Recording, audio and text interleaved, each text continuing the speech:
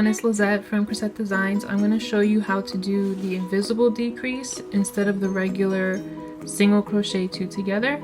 So I'll show you real quick what single crochet two together was. Like you're going to do a normal single crochet, you pull up a loop, then you go to the next stitch and pull up a loop.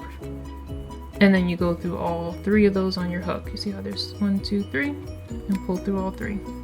That's the regular single crochet. When you do things like a ball shape, like this is going to be a head, when you get towards the bottom, which will look similar to the top, it tends to leave bigger holes, which is a problem because then you can see the fiber fill inside.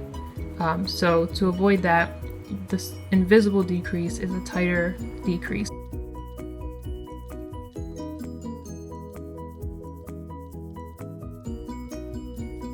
Okay, so the invisible decrease, when you go to start, instead of going through both loops, see how there's two there? You're gonna go through the front loop only. So right in the middle of those two. Okay, so instead of going through all the way like that, you just go through the front loop. And you don't yarn over and pull anything, okay? So front loop only of the next stitch, front loop only of the second stitch. You have 3 on your hook. Yarn over, pull through those first two loops only. Now you have 2 on your hook. Yarn over and pull through those 2. I'll show you one more time. Go through the front loop only of the next stitch, front loop only of the second stitch,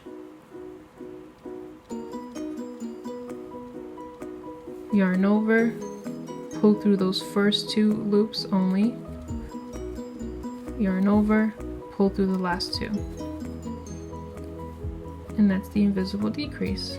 Okay, thanks for watching and subscribe for more tutorials. Thank you.